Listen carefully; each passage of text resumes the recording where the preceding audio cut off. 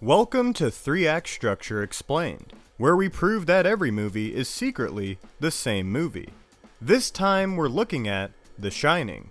Ready? Go. Act 1. In the setup, Jack Torrance is interviewing to work as a winter caretaker for the Overlook Hotel, and immediately, the vibes are off. Jack comes off like a total creep, an alcoholic with an implied history of losing his temper. The guy hiring him says that being cooped up all winter can drive someone crazy, and the last caretaker, Grady, killed his entire family with an axe.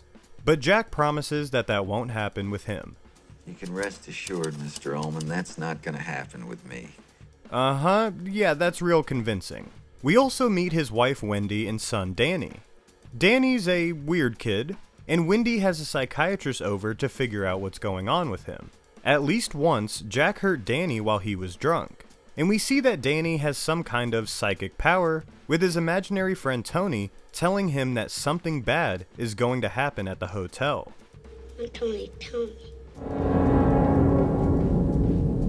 In the inciting incident, Jack takes the job and they go get settled in. Danny talks to Dick Halloran, the head chef, who tells them that they both have a power that he calls the Shining. Oh, that's why they call it that. He warns Danny that this hotel is dangerous.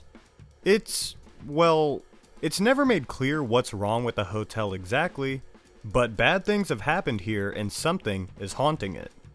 You know, Doc, when something happens, it can leave a trace of itself behind. I think a lot of things happen right here in this particular hotel over the years, and not all of them was good. Then everyone leaves and the Torrance family is all alone for the entire winter. I'm sure nothing bad will happen. In Act 2, we see the family generally having a bad time.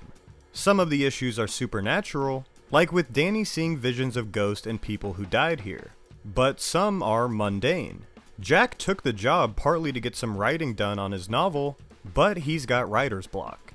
He spends all day staring at a blank page. And he bites Wendy's head off when she tries to talk to him. Whenever you come in here and interrupt me, you're breaking my concentration.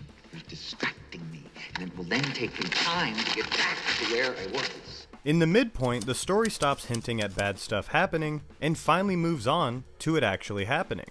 Before, Halloran told Danny not to go into room 237, but the forces that haunt this place compel him to go in. We don't see what happens, but Danny comes out with marks on his neck, which makes Wendy think Jack did it. So Jack goes into 237 to check out what's going on, and runs into something that we can't show here on YouTube. All throughout Act 2, Jack is in denial that there's a problem. He, Wendy, and Danny are going to be a big happy family, and he's going to write his book, and everything's going to be great. He's ignoring all the bad signs and bad feelings. He won't acknowledge that he can't write, that he's getting cabin fever, that he's really craving a drink, and the fact that he low-key can't stand his wife and kid. The hotel feeds on this and drives him deeper into psychosis until he meets the ghost of Grady and tells him that Wendy and Danny need to be corrected. Perhaps they need a good talking to. My girls, they didn't care for the Overlook at first. But I corrected them, sir. In the B-plot, Danny sends a telepathic message to Dick Halloran all the way across the country, telling him that something's wrong. So alongside all this, we keep cutting to scenes of him traveling back to the Overlook. In the all is lost moment, Jack attacks Wendy. He's fully given in to the hotel's evil influence. I'm not gonna hurt you. I'm just gonna bash your brains in. But Wendy gets one over on him and locks him in the freezer.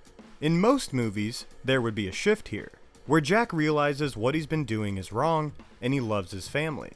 But this is a horror movie with a tragic ending. So instead of that, Jack meets with Grady again to reiterate his mission to kill them both and escapes from the freezer. In the climax, Wendy and Danny run for their lives. Dick Halloran finally shows up and immediately takes an axe to the chest. So yeah, he's no help.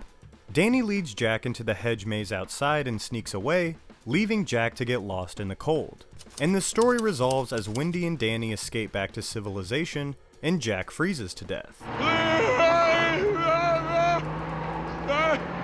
Now, so much of this movie is left unexplained and up to interpretation, so a condensed summary like this doesn't do it justice. But even an esoteric and subjective story like this hits all the same beats in the same order that all movies do.